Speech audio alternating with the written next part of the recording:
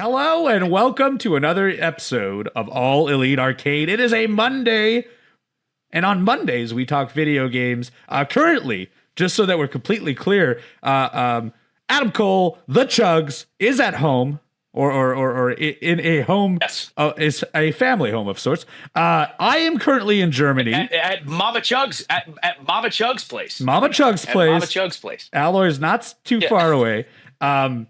I am in Germany Not too right now. It is quite.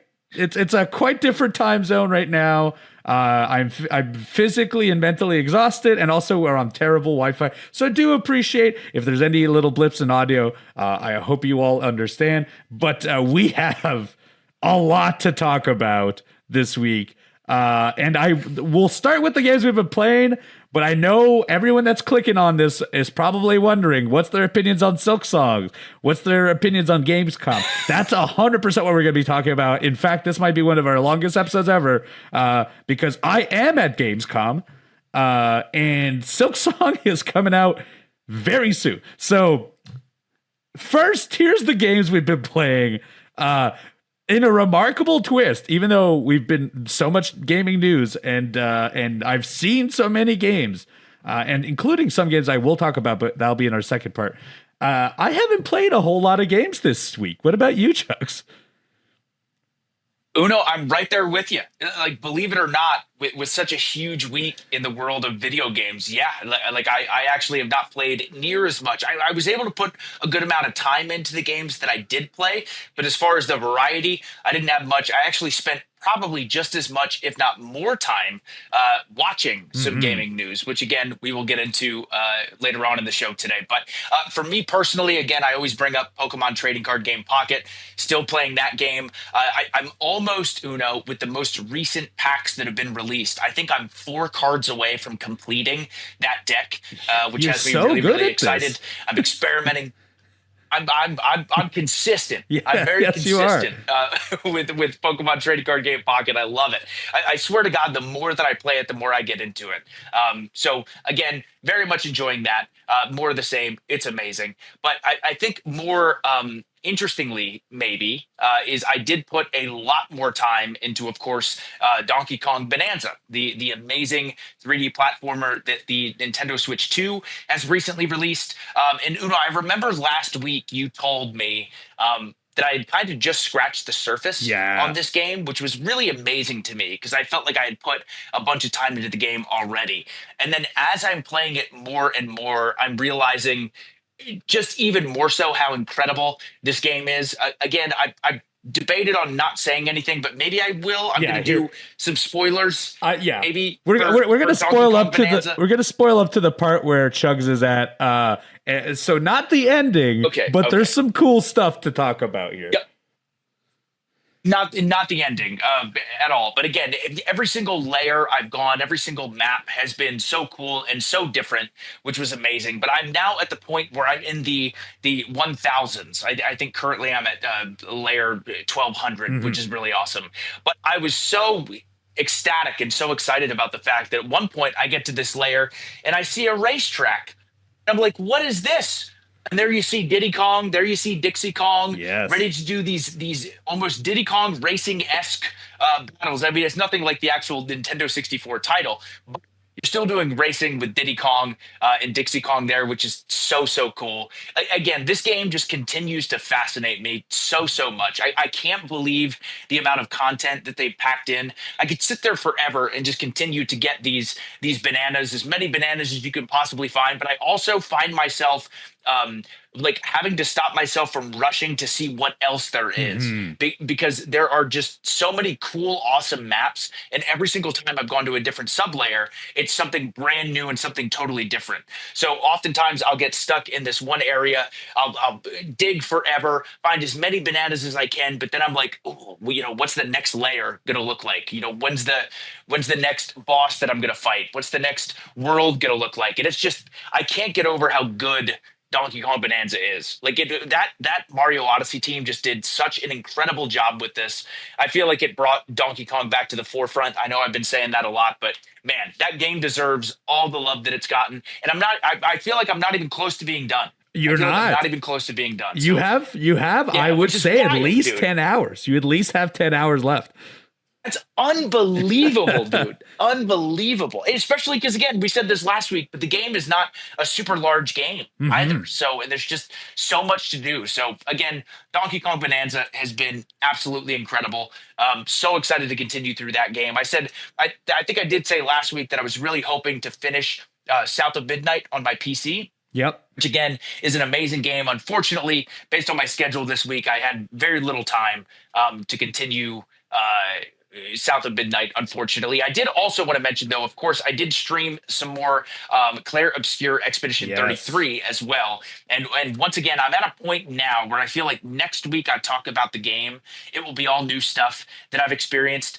But once again, as I'm exploring that game, you want to talk about a game just filled with content as well, whether it be optional bosses, optional enemies, areas, dialogue, just such a cool game, such an awesome game. So I should have more of an update going forward on Donkey Kong Bonanza and of course Claire Obscure Expedition 33 going forward. But yeah, it was a very, very fulfilling week of gaming for me, even though it was the same type of games I've been playing. It's just, to me, they're both of those games. I think Claire Obscure Expedition 33, Donkey Kong Bonanza, both of them deserve to be in the Game of the Year contender list. That's for sure. And it sounds like, based on what the rest of the year is looking like, it's going to be the most competitive Game of the Year, I think, ever. Oh, it's unbelievable. I don't even know who's going to win this because I think my picks changed 3 times this year already. And on top of that, I'm very certain it will change at least once more by the end of the year, if not more. Yes. Because October is looking ridiculous on top of, well, September is too, actually. Our next 2 months are done. September's insane, dude. Yes. September is gross. September is just unbelievable. It's hard to process the amount of incredible games that are coming out in September, man. I do want to jump in on your Donkey Kong thing because, small spoilers still. Here comes a little X. But on top of seeing Diddy and Dixie and somehow getting like an unofficial sequel level to Diddy Kong's Racing, they also talk with Donkey Kong about Donkey Kong Country 1 and 2, essentially making those games canon, which is very weird because also through this game, you talk to Cranky quite often, and he keeps talking about all the previous Donkey Kong games. So somehow this is a game in the lineage of Donkey Kong. Crazy to think about because I thought like, oh, this is a fresh new start. They changed the design. It would seem it's the same DK. I'm so glad you brought that up because up until that point, I felt the exact same way. I'm like, oh, this is a prequel. Like the original Donkey Kong game. DK looks different. Pauline is young. But like you said, they very much acknowledge Donkey Kong Country 1 and 2 and talk about the adventures they went on. So I don't know if it's a different timeline. I don't know what's going on. I'm loving it. But yeah, that is a really good point that you make there. It's like so loosely attached, but also simultaneously they're like hitting on the nose that they're aware, like, yeah, we know the previous adventures. Like, let's not act crazy here. That game is incredible, and it only gets better. You are about to hit like some of the more fun and the more impressive stuff. So I'm very excited for you. On my side, I did play a little late game Donkey Kong as well, post the credits. Not much to add on there, but it's very challenging once you complete the game. There's a lot of extra bananas and content that you can play, but all of it is like doubled up on difficulty, which is good because there were times during the gameplay of Donkey Kong where I told myself, oh, okay, like, not that it's easy, but I feel like I'm acquiring bananas left and right fairly easily. So whatever quota of bananas I need, I'm getting that quickly. Now, it's not a quota issue. It's if I want to be a completionist, which that's just who I am. They're throwing real hard challenges so that there's stuff to look forward to in some very late game Donkey Kong. On my side, when it comes to video games, much like you, I spent most of my time watching video games. There will be exceptions. I played a lot of stuff at Gamescom that I will leave for the Gamescom section when we talk about it. But I've been traveling. Obviously, Gamescom is in Germany. I'm from North America, so I had to travel here. But before I even traveled here, I traveled to Scotland first because we had Dynamite here. And so a lot of what I played were games on my Switch. The Switch 2, incredible library of games, especially when we're talking about indies. And so I picked up UFO 50, which we had already talked about here on our podcast previously when it originally came out last year, but is now on Switch 2. I've played in the multiple, probably 10 hours of flying I've already taken as of yet, coming to Europe. I've played mostly UFO 50. Yeah. I've completed 3 of the games. I just want to reiterate that the bang for your buck on that game is crazy. I'm not saying every 50 games is an all-timer, but there are some puzzle-focused games in there that could be like 4 or 5 hours to complete that are incredible on their own. And there are some real meaty ones. I'm currently tackling one of the games where you're a fish diving into the earth and in the water and like essentially acquiring new skills and new skills and new skill. I'm maybe 4 or 5 hours into that, and it says I'm only 20% of the content way through. So there is some real meaty ones in UFO 50. It's an incredible bargain if you want to play, something on your Switch and also feel like a retro game. You will have a lot of content if you want to play that. Because I've completed 3 and it wasn't forcing myself to complete them.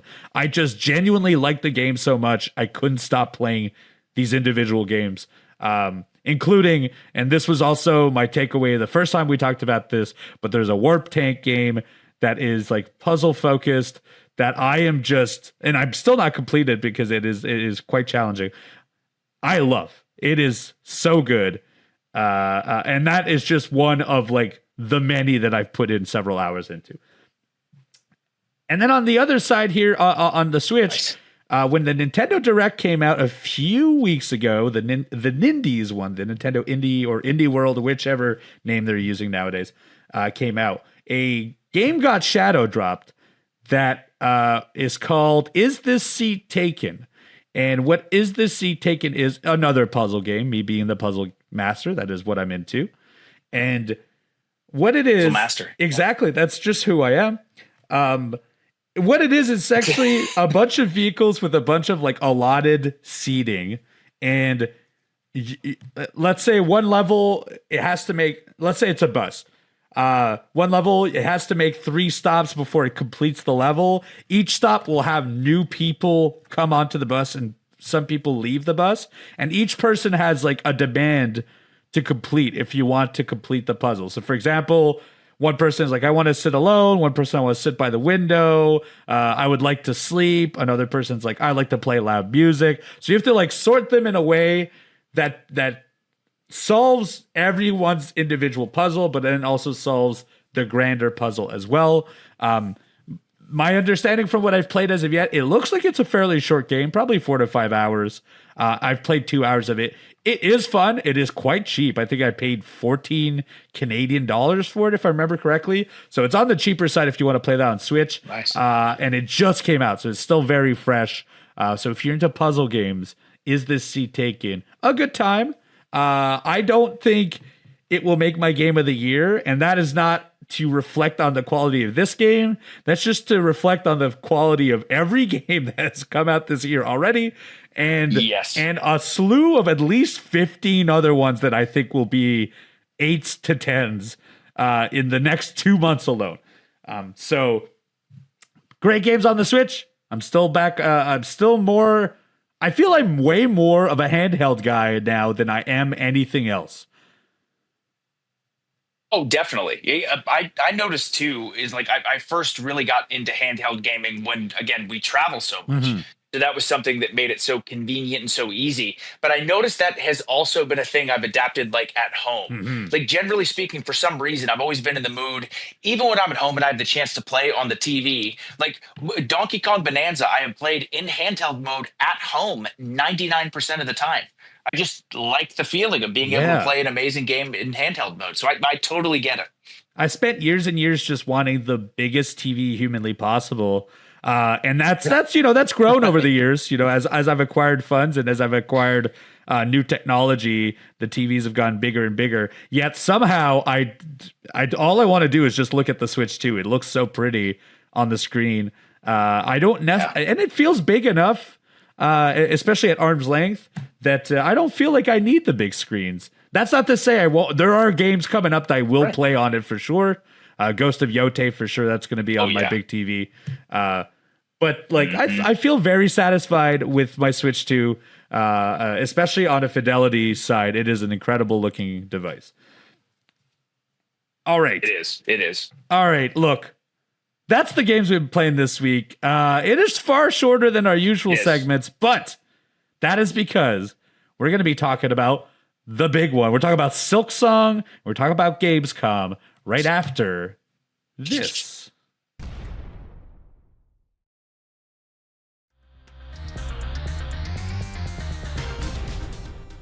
And we're back. The time has finally come, Uno. After all this wait, after all this anticipation, Silksong is not only real, but Silksong is going to be out in less than 2 weeks. The hype that I have, the hype that you have is through the roof. The hype that millions of people have is through the roof. Team Cherry decided, which Jeff Keighley did announce. We'll get into Gamescom opening night live here in a minute, but Jeff Keighley did open up with the fact that Team Cherry had this very exciting announcement or update on Silksong 2 days after the opening night live event, which Team Cherry got the chance to announce that, again, Silksong is coming, and it's less than 2 weeks away. It's September 4th, I believe. Yes. Which is so unbelievably exciting. I can't believe that it's finally here. The trailer looked amazing. The excitement that so many people feel. I remember, Una, the really exciting thing for me is I was just unbelievably excited. Again, for years at this point, every single Xbox showcase, every single Sony State of Play, every single Nintendo Direct, every single Summer Game Fest, Game Awards, Gamescom, like every other word in the chat of people watching these events would say Silksong when? Where's Silksong? To the point where it became a meme at this point, where it's like, oh, this game is never going to come out, and it's finally coming out. I was waiting just like everybody else, or like many other people in Team Cherry's YouTube channel, where I remember at one point, this was wild to me, but I had clicked on the YouTube link about 24 hours before the premiere of this trailer or this video that Team Cherry was going to show in regards to Silksong. Again, it was 24 hours before. I just wanted to see where the link was. 10,000 people were waiting. Yeah. 10,000 people were just sitting there 24 hours before, probably doing the same thing that I was doing. By the time the trailer itself was going on, there were over 250,000 people waiting for this trailer to play. It looks incredible. It looks absolutely amazing. I mean, we could go into detail about a lot of stuff, but again, there's so much boss variety, it seems, so many different enemy designs. The map looks huge. Yes, we actually got a glimpse at it. Absolutely massive. It looks like it might also involve the original game in it too, because I saw they just did a quick glimpse of the map, and it does look like it plays off the original content and then some. So it's going to be massive. Yes. Oh, it's going to be so huge, so huge, and I love too. I had the chance to be able to read a little bit of this article in regards to Team Cherry and their development process, because I know a lot of people were worried that it was like development hell and there were all these struggles and challenges that they went through. And of course, making a game is challenging, but to hear the developers at Team Cherry talk about how much fun they had, and for them to say, oh no, the game just took a long time because we wanted to make it perfect, is pretty much what they said, has me even more amped for this game. There is no way that Silksong is not going to be incredible. For anyone who did enjoy Hollow Knight, clearly they poured their heart and soul into this project. My God, I am so unbelievably excited, like the rest of the world is. I can't believe it's almost here. I can't believe it. It's wild, referencing that article you were talking about. So many of us assumed that they were in crunch time, or that, either something had gone wrong and that's why we were waiting so long to hear about it, or that, they thought that it would under-deliver. And then everything I read was that, oh no, we sold like over 14 million copies of Hollow Knight originally. we had no stress, we had no pressure. We could do this at whatever time we wanted, and we knew that the as little as we could tell them is the best way to do it, because once we talk about it, we want to drop it. And everything I read seems to be like they had a blast doing it. They just kept adding more and more content. This was, just so everyone understands what Silksong is, it comes out September 4th, but originally this was a kickstarted DLC for the game.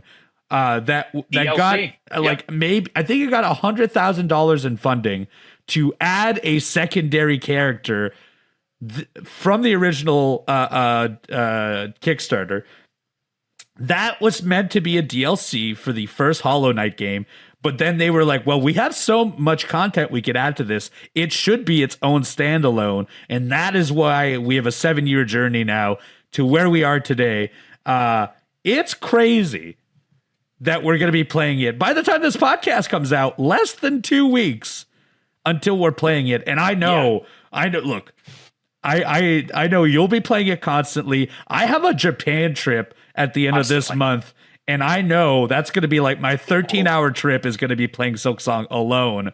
I'm so excited. I feel bad for every game that comes out in September, though. I know, because September is such a wild month. I think we have Borderlands 4, yes. Silent Hill F. Like, there's so many like huge titles coming out in September, which is like September is just hard to process for me. But I think that definitely the most hyped, the biggest anticipation I have is Silksong by far. Oh, but yeah. Again, to go back on what you were saying too about Team Cherry, just kind of taking their time and wanting to make it perfect. Again, that just made me so happy, because I remember constantly, as much as I wanted Silksong to come out, I remember kind of feeling bad, because I'm like, I can't imagine the pressure that they feel. I can't imagine that weight you must feel of like Hollow Knight being one of the most beloved indie titles, if not the most beloved indie title ever created.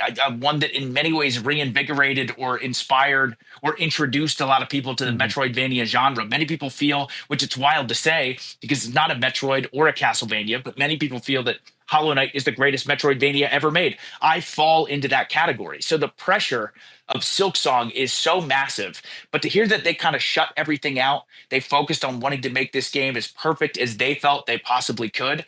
I can't believe it's here. It's going to be incredible. I've already obsessed over so many different things. I've watched that trailer so many times. Like Hornet's weight and her movement looks heavier, but really cool. It looks like there's so many things she's going to be able to do. I saw at one point that Hornet used something where she added fire to her needle. So I'm like, are there going to be elemental damage or like sort of elemental attacks that you can add to your needle, which is really, really cool. It just, my God, dude, I can't freaking wait. I am so pumped. Yeah, they talked about like 200 enemy types, over 40 new bosses. Yep. In the trailer, you could see like she has like a ping, like her movements are fast when attacking, so you could ping pong from enemy in midair. Yes. So you could just kind of weave from one to the other. There's a lot of really small details that if you're not really paying attention, you would just think like, oh yeah, this just looked like the first game. And it does. It definitely looks like Hollow Knight.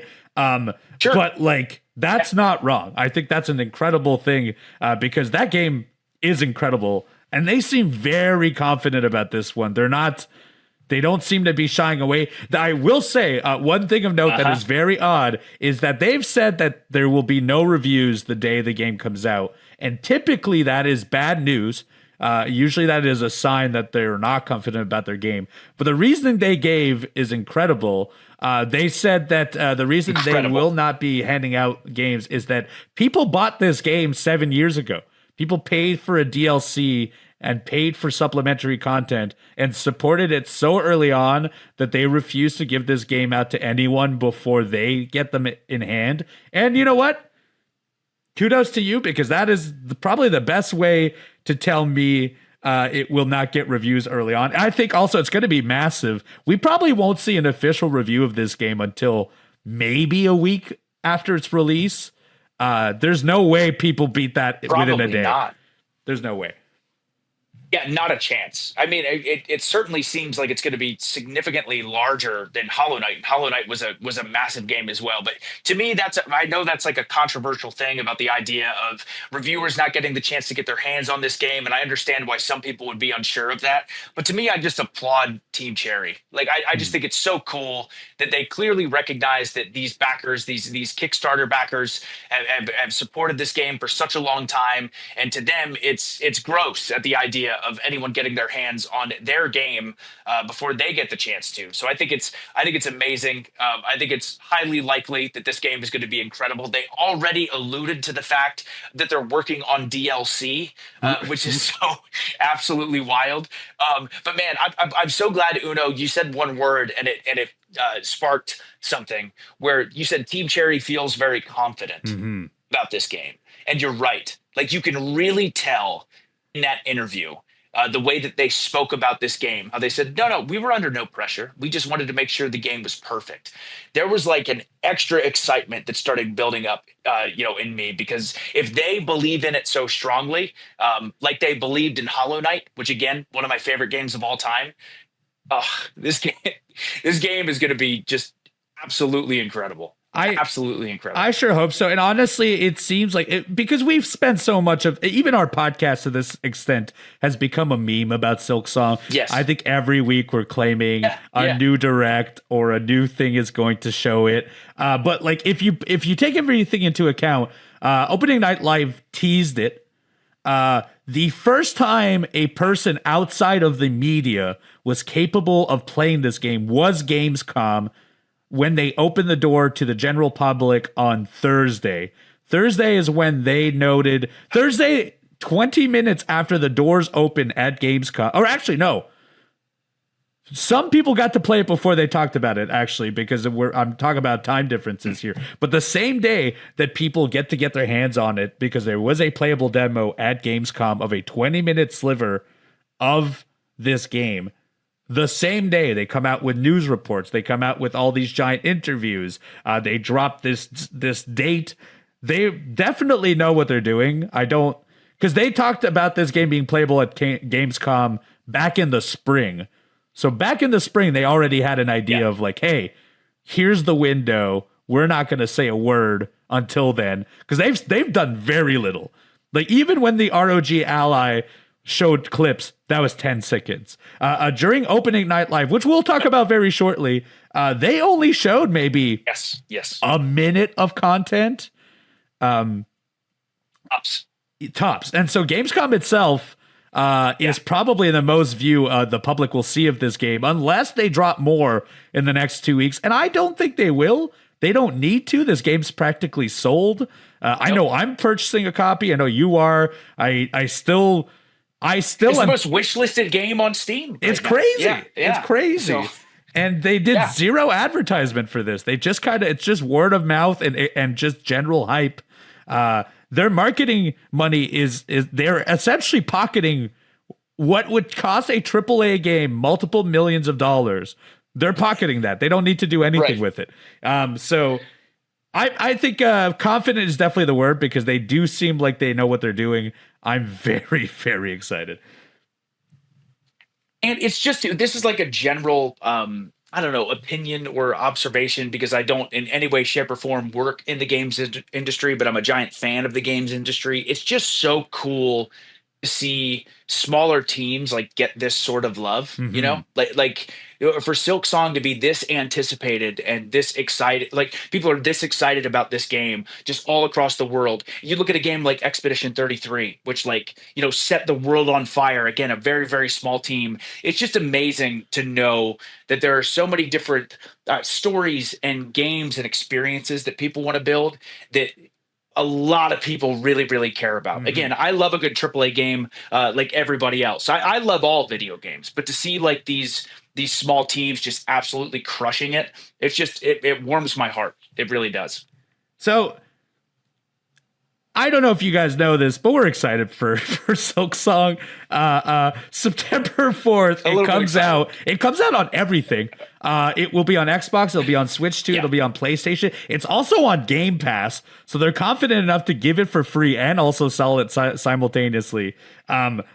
I can't believe we're going to be playing this so soon. Even though we've been claiming that they're going to shadow drop it or whatever, I actually like that they said, hey, look, you got 2 weeks to talk about it. See you soon. Me too.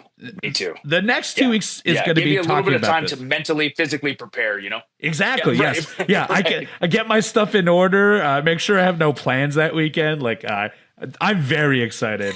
And this is definitely a segue here, but so excited that at Gamescom, which if you do not know what Gamescom is, it is the largest gaming convention in the world. It happens in Cologne, Germany every single year. It typically runs for 6 days, I believe, 5 days, from Tuesday on all the way to Sunday. Tuesday, Wednesday being for press and people within the business, and then Thursday, Friday, Saturday, Sunday open to the general populace. It is a collection of there are 300,000 people on the show floor every single day that this thing goes on. I have been to it before. AEW Fight Forever was featured on there through THQ Nordic. This year, I was very, very lucky because we were in Europe for work. AEW was in Scotland. I told myself, hey, I have the time. I should go do this. This was one of the greatest experiences I've had in my life. Let's do it again. And the first thing I told myself was, I'm going to try to find a way to play Silksong. I'm saying this because I've now been at Gamescom for a day and a half. I have another full day tomorrow before I have to go back to London. In my first day, I knew I could not play Silksong because I was coming in so late. I knew that it would be impossible. Late in the day, typically what happens is that people have been waiting so long, they cut off the line, you cannot jump into it. So I did not get to play Silksong then. But this morning, I have an exhibitor's badge. I can get in early. I told myself, okay, if the doors open to the general public at 10, I will be able to come in at like 8, and I will be able to play Silksong very, very easily. And I just want to tell you that is not the case. Because even though this game comes out in 2 weeks, I showed up several hours before the doors opened up to like an extra 250,000 people, and there was already a 2.5 hour wait to play Silksong just this morning. And I told myself, okay, well then I'll come back later. There'll be a pocket. And that was a huge mistake because they closed it off. They said, there's no way you're getting to play this game today. So tomorrow I'm going to go, the second the door opens, I'm going to try to go play this. The hype is real. This was at both the Nintendo and the Xbox booth. Nintendo was by appointment only. Every 20 minutes, a sliver would open online that you could apply for. I tried all damn day. Impossible. There was no way. And I'm fast. I can tell you this. I'm a fast clicker when it comes to the internet. I could not get through the queue at all. It always spat me out and said that I couldn't get a ticket because somebody beat me to it. And there's like 5 to 10 spots, I believe, every 20 minutes at this Nintendo booth to get in. And then at the Xbox booth, they had double the machines to play it. And that was where the giant wait was. So I did not get to play Silksong. I'm going to try again once more tomorrow. But now I'm at Gamescom proper. I know we've talked about this, Chugs. I think next year I would love to do this again, and I feel like you would love to be there. Oh my God. What an experience for sure. Yes. But from first hands, people are wild because the other games I really wanted to play here at Gamescom was, and we'll talk about Opening Night Live very shortly, and I'll talk more about my experience right afterwards. But one of the biggest games on Opening Night Live was Resident Evil 9. Requiem. They showed some new content for it. We got to learn about the main character. We were teased with a cinematic and with a short clip of some new actual gameplay content. On the floor, there was a demo to play and a cinematic. Capcom also had probably the largest booth minus Nintendo, but by far the most visually striking. Obviously, it was like a horrifying scene from afar. But this morning, I told myself, okay, if it's not Silksong, I'm going to wait for Capcom. It was a 7-hour wait to get in to play Resident Evil. Yeah. People buy the exuberant price tickets, get in line for one game. I saw people in sleeping bags in the line and lawn chairs, prepped to wait hours upon hours to play this game, because this game comes out in February. It's also very likely this demo drops on PlayStation in 3 weeks, 4 weeks, because that's how Capcom's done it previously. But it was an impossible. All the big games, be it Metro Prime 4 playable, Silent Hill playable, Metal Gear Solid playable, Silksong, all of them had 5 to 7 hour waits first thing in the morning, which means I need to run. So tomorrow I'm going to run as fast as humanly possible. I will try next week to have some yes, I'm going to be like the Terminator. I'm going to be like in T2. You're going to make it. Yes. You're going to Terminator run right to those lines, dude. I'll butter some hands if I have to. I'll bring extra cash or something. I'll get in there. I'm going to at least wait for one of these games tomorrow. But I did play a lot of stuff. We'll talk about that very shortly. But opening night live is how Gamescom always opens. Jeff Keighley hosts a giant live show, and including the pre-show, we had over 2.5 hours of new content, and there was some heavy hitters that were shown at this show. Oh, big time. So Uno, I got the chance to stream opening night live, Gamescom opening night live, which was awesome. That was super, super fun. I was getting set up as the pre-show was going on. So there were a couple things that stuck out to me. First of all, we opened up with a new Bubsy game, Uno, which is pretty incredible. Bubsy 4D, I believe it's called. So it looks like a 3D or 3D platformer Bubsy game, which I loved. I thought the trailer was great. So I'm very curious to see how that game turns out. The only other thing, and again, there's definitely some awesome stuff like with Sonic Racing and Pac-Man and things like that. But this game, Swords of Legends, kind of really, really stuck out to me. It was like this beautiful scenery, beautiful characters, and it did look like a Souls-like, but apparently it's not a Souls-like. So, but the game looked gorgeous and looked absolutely right up my alley. So again, the pre-show at Gamescom opening night live was certainly interesting and one that you want to check out for sure. Now, to me, it showed how stacked Gamescom opening night live was this year, just based on how stacked the pre-show was. It was awesome. It was awesome. And I know we had mentioned this before, but again, Jeff Keighley opened up with some Silksong news, with a little bit of new footage, and then again promoted the fact that Team Cherry had this video that they were going to promote just 2 days later. And I swear to God, on just Jeff Keighley's face to me was like, oh, we're for sure getting a release date. Like, this is not sad news. This is exciting news. It was like everyone felt that way, but it was so obvious. He was like a kid in a candy store, and I love Jeff Keighley for that. So yeah, that was a great way to open the show. Started off strong. And then after that, they jumped into some Call of Duty Black Ops 7, which was really exciting. This game looks wild and so different. It's so weird. It looks wild, and I love it.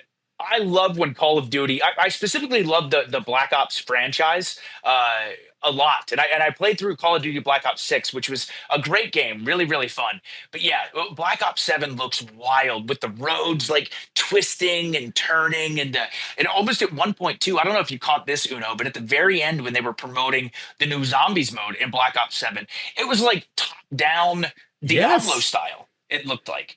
I was like, what is this? So it looks like they're trying a bunch of new stuff, which I love. Yeah, I'm very impressed with the Call of Duty game. Like, this is the closest I've been to wanting to purchase one. It also features the same main characters from the previous game, so this is an actual continuation, I think, of 6. But yeah, all of the stuff, like, you have to watch the trailer to truly understand it, but it was like otherworldly. It looked like Inception at times, with like roads being flipped over, giant like mechs were in there. You had a zombie mode was announced. There's a top-down isometric shooter that was also there. It looks wild. This might be the most video game Call of Duty as of yet, and I'm there for it. I love it. I agree. After that, they followed up with some Lords of the Fallen 2, which Yes. has me very excited because Lords of the Fallen was a Souls-like that recently had come out, and then also they updated it to this 2.0 version where people are just really praising the game. I personally have not got the chance to get my hands on Lords of the Fallen, but from the footage I've seen, I've watched a lot of people play this game. It looks really, really fun. So again, Lords of the Fallen 2 looks really, really awesome. Once again, another Souls-like. You can give me new Souls-like every single week. I'll take them all. I love them all. Just keep them coming. But Lords of the Fallen 2 looks great. And this is not a game, but Sekiro has an anime adaptation coming up. So we're getting another example of video game adaptations going to television or movies. This Sekiro anime looks amazing. Looks really, really cool. Which again, I would love to see a Sekiro 2, but I will absolutely take a Sekiro Batman for sure. If anything, that's a good sign that we might get a Sekiro 2, just because we're seeing it bleed into like general consensus. Like much like Edge Runners is definitely going to bring us more Cyberpunk. I feel like this will get us to more Sekiro in the future. Exactly. And also, again, Lego Batman is coming out as well. We got a new Lego game from the Batman franchise, which looks sweet. Udo, truth be told, I've never played a Lego game, and I've been meaning to, and I feel like this one sold me on it. Oh yeah, I feel like I gotta try Lego Batman. Have you played any Lego games? So I've played some of the Lego Star Wars games. They're very good. They had Indiana Jones ones that are very good. They look awesome. They have Marvel ones that are very good. This one looks even better because all the previous games are a little more puzzle with like beat 'em up mechanics. This one feels like the combat looks like Lego just stole the Arkham Knight combat. And also structure and like it's funny because I've been wanting a new Arkham Knight style game for so long. I just didn't think it was going to be a Lego game. I'm very excited for this. Was another one at Gamescom that had like a 6-hour wait to play. It's crazy. Wow. It's crazy hype on this as well. I believe it. But again, exactly what you had said. I immediately thought of the Arkham games for sure. But this looks sweet. This looks really, really sweet. Also, we got a new Warhammer game, Dawn of War 4, which is a very highly anticipated sequel to the Dawn of War series, which is cool. Speaking of cool, I think we have a really cool crossover here with Monster Hunter Wilds and Final Fantasy 14 doing some stuff together. Yes. So we have FF14 content going into Monster Hunter Wilds and vice versa. That's really cool to see. Again, two huge games that the fan base is still super passionate about, which is really awesome. Of course, we saw some more Onimusha Way of the Sword, which is really great. Again, I've seen footage of this game. I got the chance to watch some really awesome gameplay footage of Onimusha at Summer Game Fest, which was cool. And then this particular video they showed was even different from that. But once again, the more I see of this game, the more excited I am. I can't wait to play this game when it comes out for sure. And again, quite a few things that were shown. A lot of stuff. This opening night live was just so jam packed with so many different games, and we aren't necessarily going to go through everything. Oh yeah, just some of the highlights. Again, we got a brand new look. Oh, go ahead. I was going to say there's so many, like there are short trailers in this of like 35 seconds every now and then. They showed a beat 'em up of Masters of the Universe, He-Man. They showed so much little content of stuff I want to play, but in 2 hours I think there's like 70 games, so we're only going to be touching on some of them for sure. Yeah, it was packed. And even some of the stuff that I'm really excited about too is we got a better look at Fallout Season 2, which I think I've said before, but Fallout is one of, if not my favorite video game adaptation television show ever. And I love The Last of Us. There's a lot of really great ones, but Fallout Season 1 was so good. So we got to see a deep dive into Fallout Season 2, which is so exciting because it's going to take place in Las Vegas, which is very cool. So a little nod to Fallout New Vegas, which is cool. But can't wait for that. The Indiana Jones and the Great Circle DLC announcement, The Order of Giants, looks really, really cool. And that's coming right around the corner, too. To get my hands... Right around the corner. So again, that's a game that I've gotten to play a little bit of, but I still have not completed. So I can't wait to jump back into that game. And again, this DLC looks awesome. I still stand by Indiana Jones and the Great Circle is one of the prettiest video games I've ever seen. It's just a gorgeous, gorgeous game. I think this one looks really fun as far as a zombie game. The John Carpenter's Toxic Commando. I think that one looks really, really fun. So that's one of the few games I got to play. Oh, please go into it, Uno. Yeah, please tell me about it. So it's a 4-player co-op first-person shooter. Yes. Like if people are missing Left 4 Dead, this has Left 4 Dead energy like crazy. It was very stunning. I was in a player of 3 other. I love Left 4 Dead. Oh, me too. I'm a big fan. Back 4 Blood was also very good, but didn't kickstart like the previous series did. But this was the first game I got hands on during my Gamescom time. I got to play with 3 other people. I got slipped in the back. I was very, very lucky. It was very fun. I got to play a 20-minute sliver. Very challenging. We did not complete the mission that we were in, but it has like it's not even like zombies per se. I think they're like infected or something. But it was a variety of like Walker style enemies and like big grotesque tentacle symbiote things that we were fighting. This is based on John Carpenter project, and it's very interesting. It looks like a good time. It's nice. Yeah, that one does look awesome for sure. A couple of other interesting ones that kind of stuck out to me as well is Death by Scrolling looked really fun. Yes, it the does. roguelike like vertical scrolling game looked super, super fun and really interesting. I hadn't seen anything like that in quite some time, so that looked very fun. But another one that stuck out to me, just because I've heard so many great things about Disco Elysium, and I have not had the chance to play it, but those developers are working on a new title called Zero Parades, which it looks like it's a very similar art style to Disco Elysium. So that's one that I definitely want to play. Uno, I don't know if you've played Disco Elysium before, but that one always has been so interesting to me, and I've never had the chance to play it. Oh, it's incredible. The writing is fantastic. It goes and it splits in so many varieties. Okay. It's really based on like your tree of dialogue, and so you could decide on a tree of dialogue. Any interaction you have, no matter what you do, builds your character in a certain way. It fixes up your emotions. It changes the relationship you have with the character you're talking to. So it's not like you're just exploring different. You're not trying to maximize and read everything in this game. Any interaction, you're committing to who you are as a person. And so on a purely writing level, it's an incredible endeavor. And then on top of that, on a visual aesthetic, when it comes to a CRPG, it looks so cool and different. This game that they're coming out with, Zero Parades, they didn't give a date, but the fact that we are getting a new project from these developers, it's definitely going on my list of games I want to play. Yeah, awesome. Yeah, me as well. And then I'll run through some of these quickly, but some of these are games we've obviously heard about before, but just got some more detail on. Again, Ninja Gaiden 4 looks incredible. Everyone's still hyped about Ninja Gaiden 2 Black, the re-release of that game, which was great, but Ninja Gaiden 4 looks insane in the best way possible.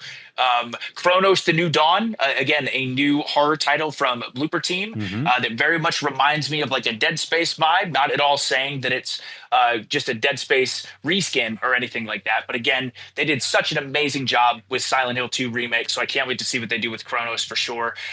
Again, Obsidian's The Outer Worlds 2 continues to look better and better. I really enjoyed the first Outer Worlds, and this one just looks bigger and better in every way. So I can't wait to get my hands on that game for sure. And also, this is kind of exciting. Again, I had my chance to play a little bit of Cult of the Lamb in the past, but Cult of the Lamb Woodhaven is very exciting. I believe this is a new DLC for this game. Correct. Which It'll looks be a really, paid really DLC, fun. I believe, coming out next year. So yeah, very, very exciting. Yes. Which is awesome. I tell you what, too, Blizzard is so great at having cinematic trailers because Blizzard had a cinematic trailer for World of Warcraft Midnight. It was so good. It was like a movie for it was like a 4 or 5 minute movie. It was incredible. So that trailer was really, really cool. I'm excited to see more of that. But then I'd say the big three, and again, there were a lot of other projects in between here, a lot of other exciting games. Again, please go out of your way to watch Gamescom opening night live if you have not seen it. There's something for everyone there. A lot of amazing, amazing games being showed. But the trifecta The last three were just such heavy hitters. Once again, Ghost of Yote. We got to see some more news and info on that. Again, this game just looks absolutely gorgeous, like absolutely breathtaking. I felt the exact same way when I played Ghost of Tsushima. Ghost of Yote looks even more beautiful with even more diverse areas and things like that. God, I can't believe that game's coming out this year as well. I can't wait to get my hands on that one. And of course, Resident Evil Requiem is what we thought was the main event. And let me tell you, it would have been a great main event. Oh, yes. Because this trailer that we saw kind of dove a little deeper into the story and where it's going. There's like such a eerie horror feel to this one. Not to say that Resident Evil doesn't have this horror vibe to it, but there's this like sense of vulnerability I feel when I watch these Resident Evil Requiem trailers that has me so excited to feel that like terror from Resident Evil this time. And I'm also so curious to see where this goes. The story seems so interesting. I have no idea where it is in the timeline. I don't know what characters are going to be introduced. I'm so excited to play this, and it looks absolutely horrifying. I do want to say from the little bit I got from people who got to play the demo at Gamescom, it looks like you can actually switch from first person to third person in your camera options. So you can play it either as RE7, RE8 mode, which is the most recent, or you could go play it the way that the original Resident Evil games are intended. So no matter what style of RE game you like, this game will give it to you. So it's a very, very interesting concept. I'm so glad you said that, because I think that's such a cool addition that immediately they add that feature for you if you want to play it in first person or third person. And I'm actually going back and forth on it, because I know they did that same feature for Resident Evil 8 or Resident Evil Village, and I love that game, but I also can't imagine it playing it in third person. Me neither. As well, I'm so used to playing it in first, but my favorite Resident Evil games are the third person, like RE2 Remake is my favorite. So I'm very curious to see what I end up choosing to do in this one, but it's very cool they give you that option. And then you think that's it. You think that's the end of Gamescom opening night live. And nope, surprise, surprise, Jeff Keighley says they have one more announcement. We have a sequel to Black Myth Wukong on the way, which is that absolutely, my jaw hit the floor, Uno. I couldn't believe it. I was so unbelievably excited. Again, Black Myth Wukong, one of my favorite games I've played in the last 10 years. So the fact that they're working on a sequel to that incredible game has me just absolutely elated.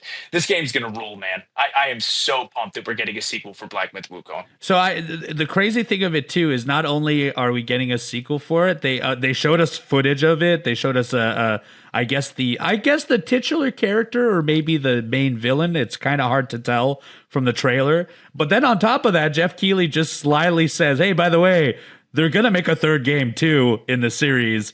This is an ongoing series. You're going to get at least 3 of these," which is pretty wild to preemptively announce, like, there's a third game before the second game's even playable. They obviously are very, very, they believe in this project, and as they should. Black Myth Wukong was incredible.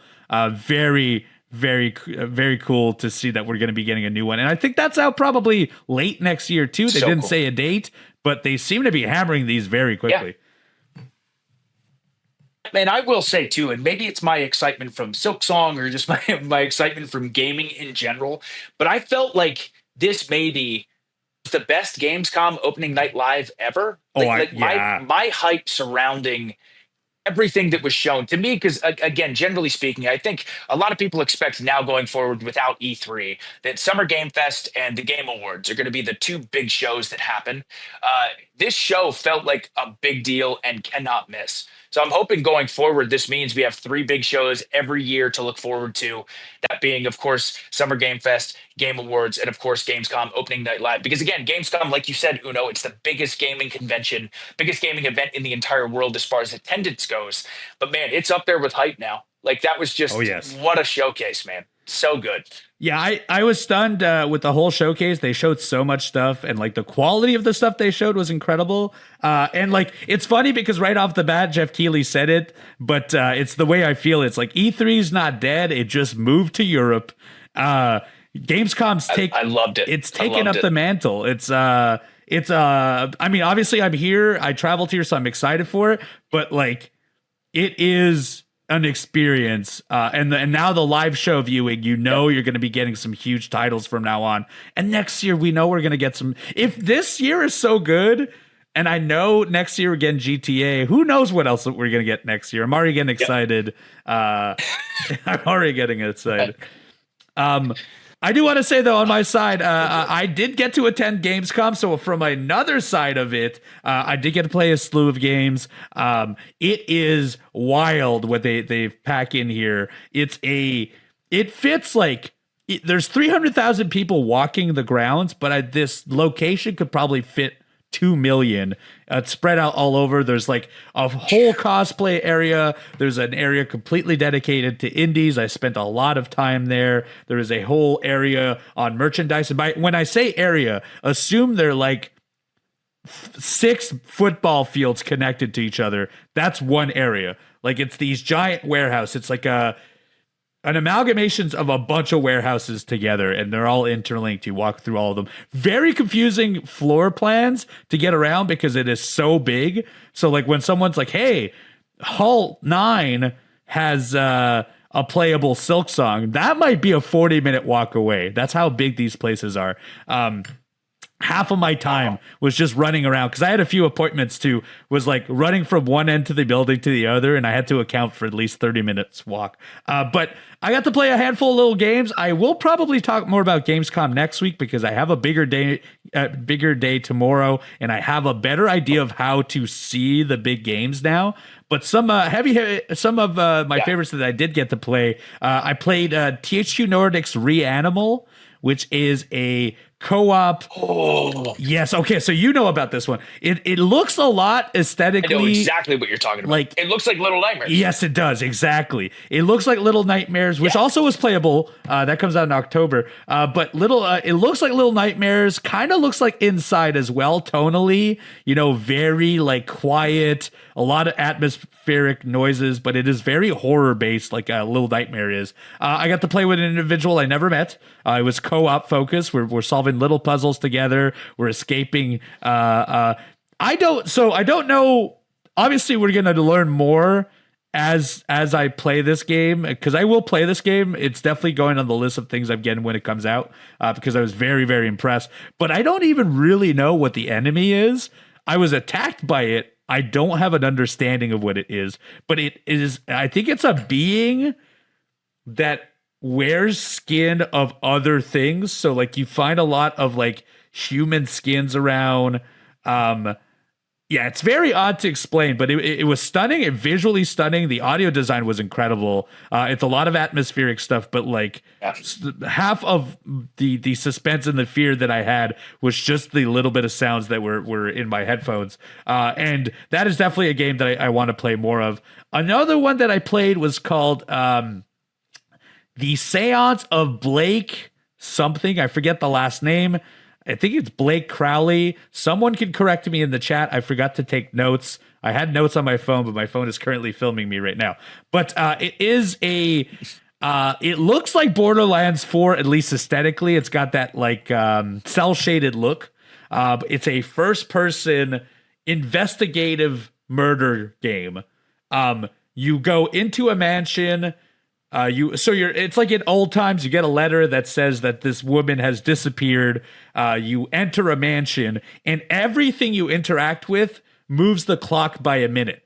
So you have to maximize the knowledge that you acquire and the path that you go through in this mansion to try and solve all of the mysteries as quickly as humanly possible. I played 25 minutes. And in 25 minutes, I solved one of 40 plus mysteries, just so you have a scope of what it is. But it was very, very cool because it's very deductive skill based. So I had a conversation with the person at the front desk of this hotel that I walked into. From that, I was able to read a few of the lines and think like, oh, I should probably question him about this thing that I saw in the room that I used some of my minutes to see. And then after he has this conversation is done with me, I now realize that the positioning of characters in the mansion is important. So I then, part of the things I investigate triggers something in a room. He then goes into that room. That gives me access to the room that he was maybe in. I go into there. I get more information. I come out. I question him about that information, or I withhold the information so I could question someone else and then come back with more information. It looks like it's going to be essentially a big deductive puzzle, which, like, of course, if you know me, this is my type of game. And from my understanding, it has a demo on Steam right now, and will be also coming out maybe this year. They were very vague. They didn't want to tell me a date quite yet, but they kept doing this like winking thing where they're like, I can't tell you anything, but maybe you'll play it this year. So I was very, very impressed with that. We already talked about Toxic Commando. That was a lot of fun as well. I got to play a Capcom property called Katsumi Gani, I think it was called, which is very odd. It was like a whimsical third-person beat-em-up style game, but it was also an RTS where you like walk through corrupted villages and save the villagers. Then you give the villagers jobs and positions on the map that you just saved, and as time progresses, you're doing this, a gate opens up, and then you have to defend your princess from the beings that come in and use the villagers' positioning and their jobs to help defend as well. It was very interesting. It was very visually stunning. And that's another one that I think, and it's from Capcom. I had no idea this was part of their large set of things that they're working on. And that's coming out to Switch too as well. But next week, you know, I don't want to give you every detail of every single game I played. I played SpongeBob. I played Gothic. I played a bunch of other stuff as well. But I will be back next week with even more information on Gamescom, including the things I played, because this is already the longest episode we've ever produced, and and I know I will have more information. I love it. I love it too. I'll have more information. I'll have way more detailed stuff. If you went to Gamescom, because by the time this has dropped, some of you may have gone as well. Let us know in our comments, youtube.com/AEW Games. What are you excited for? What did you get to play? And what is what has been added to your wish list? I also played Super Meat Boy 3D, which I didn't know. Oh, nice. I didn't know would be playable. And that game it's funny because I loved Super Meat Boy originally, but I really dropped off when they made a runner game. It is exactly what you want out of a 3D version of that game. It is a 3D, hard as hell, fast tracking. It's got all the extra collectibles. I was very, very pleased with what I played, and I played 30 minutes of that as well. But anyways, next week I will give you all of my Gamescom lowdown. Just a short teaser because I have a full other day to try and explore, and I'm going to do that. I've in 2 days of Gamescom, I've now done 50,000 steps. So I'm aiming to do 30,000 more tomorrow. But yes, a great week for us. We got Silksong news. We got a bunch of new trailers as well. And I know it's not going to stop because, man, we're playing Silksongs in 2 weeks. We're playing Ghost of Yote soon. We've got the new... we've got the Metal Gear Solid Delta next week. There is so much coming out. It is a great year to be a video game. Life is good. Yes, it is. We're eating well. We're eating well, Chugs. I'll just say, We are. let's get real excited. There's a lot to play, but also there's a lot of excitement in this episode because we're not done. We're not done at all. We still have our favorite segment of the show. The Mailbag comes to you right after this.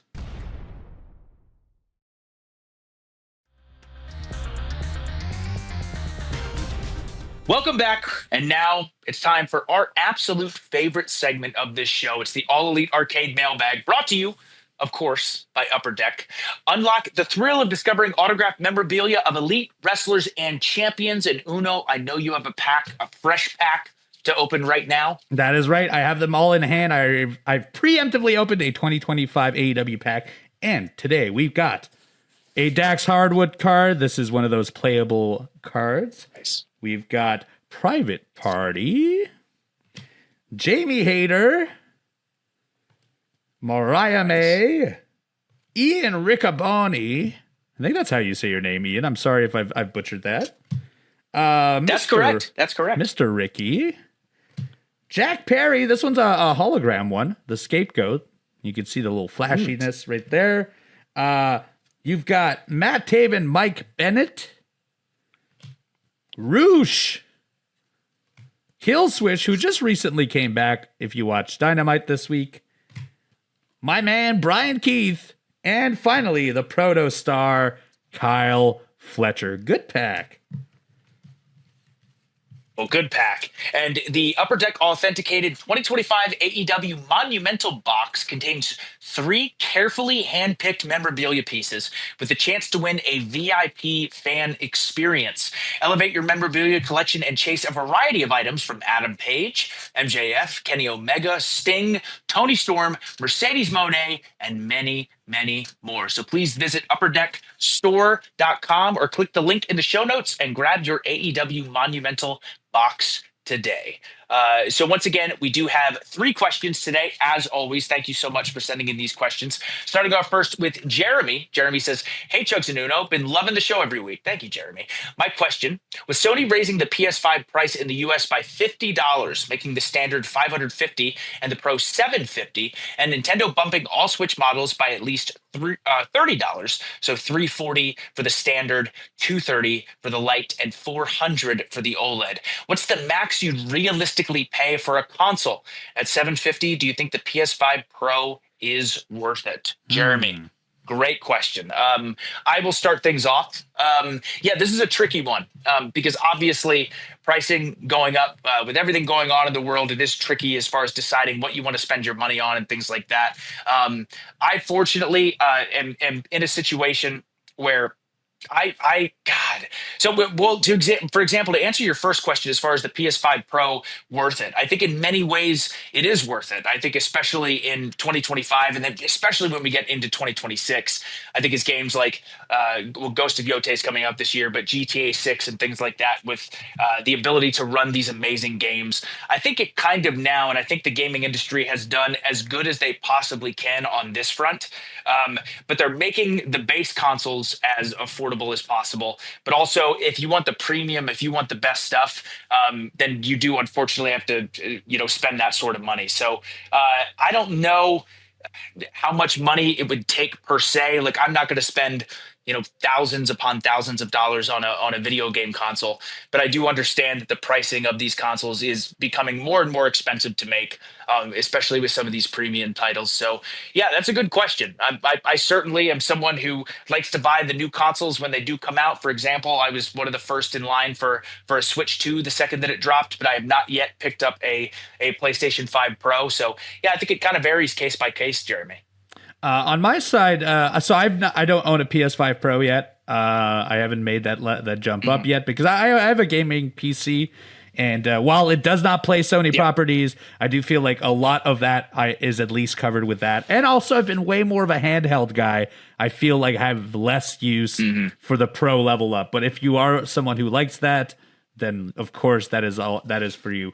Personally, much like Chugs, I'm not really in a situation where I'm too affected by the price raise. I think it sucks, but I think it sucks on a global scale, less about the video game content being expensive and more about why it is more expensive. I think that is stupid. But like, truthfully, I think if the ROG Ally rumored prices of like $1,100 for the large model, that might be where my limit is right now, because I feel like more than $1,000 for a console is on the cusp of maybe I'm making too large of an investment for something that it will give me a bunch of return, but like that's like a month's rent in a lot of places, or like that's a lot of money. That's a lot of money, and it's very hard for me to just say like, yes, I will give away,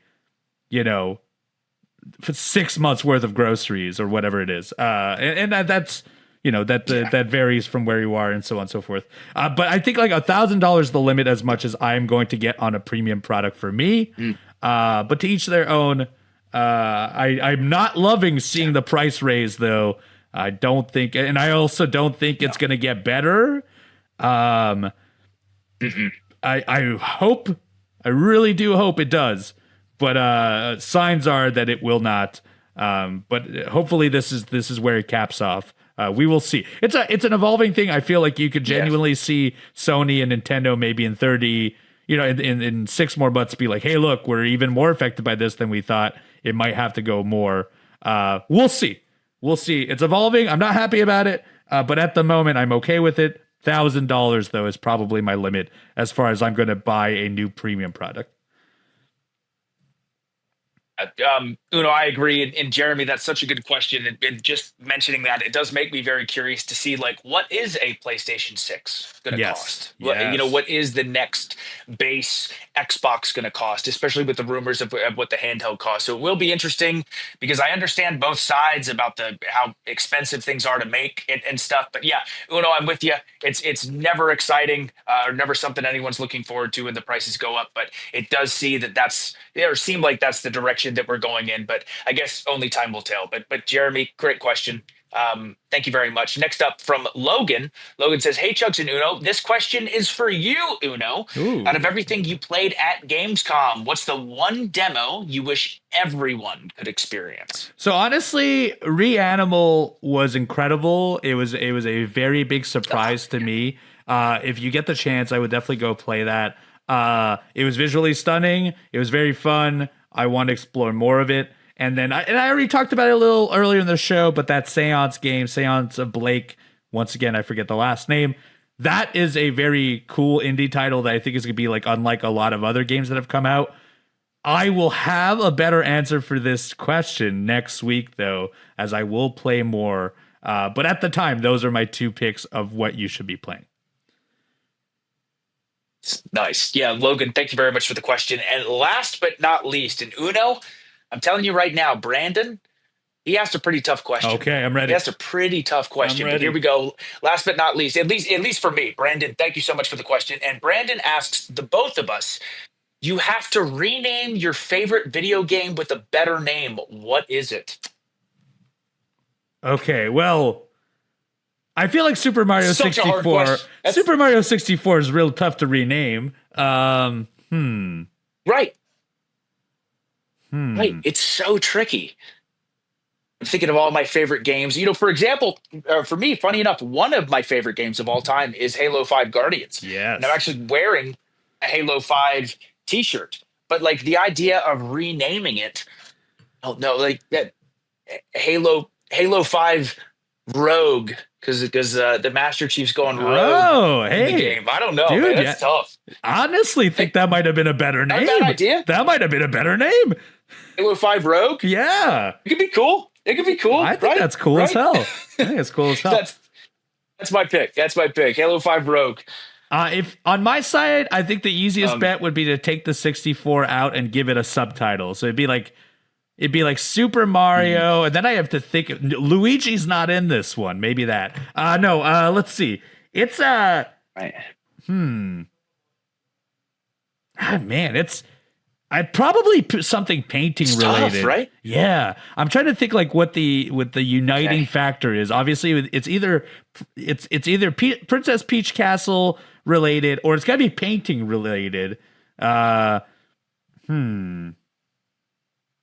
so tough. Because honestly, Super Mario 64 is really tough one. It goes right to the core. That's exactly what you want to hear.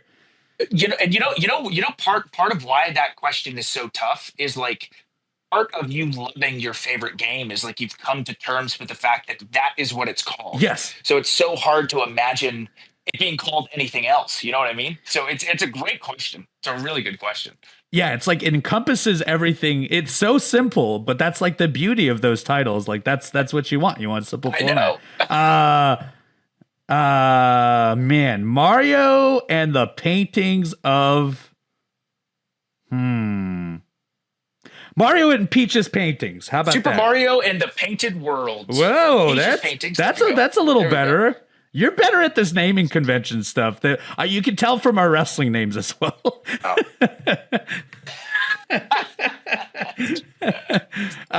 Great question. That's a good question. Super Mario and the Painted Worlds. There you go. That's the my Painted Worlds. There you go. There we go. Yeah. We got Halo 5 Rogue, and we got Super Mario the Painted World. Let's go. Brandon, thank you very, very much for the question.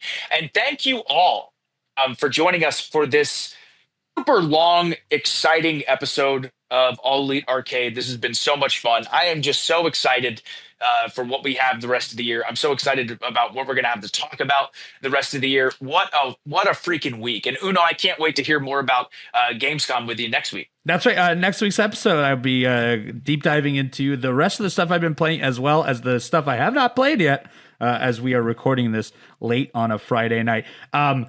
If you want your questions answered, you can go to tbs.com/arcade mailbag. That is where you can send your questions. We would love that. The arcade mailbag is our favorite part of the show. And when you listen to our podcast next week on Monday, make sure you hit that subscription button now or follow it on wherever your podcast may be so that you can be reminded as I will talk about more Gamescom. You can also see our YouTube format, youtube.com/AEW Games, if you would like to look at our beautiful faces.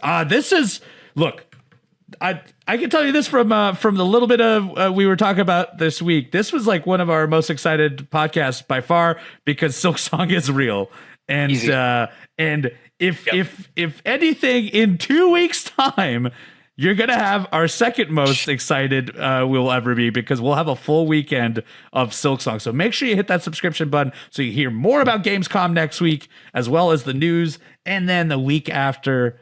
It's going to be launch weekend for Silksong, and there's absolutely no way I'm not. The day it comes out, September 4th, I know for sure both me and Chugs will be playing a big chunk of that game. So do make sure to hit that subscription and that follow, and follow us wherever podcasts may be. It drops every single Monday in the wee hours of the morning, or youtube.com/AEW Games at noon Eastern Standard Time. Thank you so much, everyone, for taking the time of your day to listen to us rant and talk and be so excited about video games.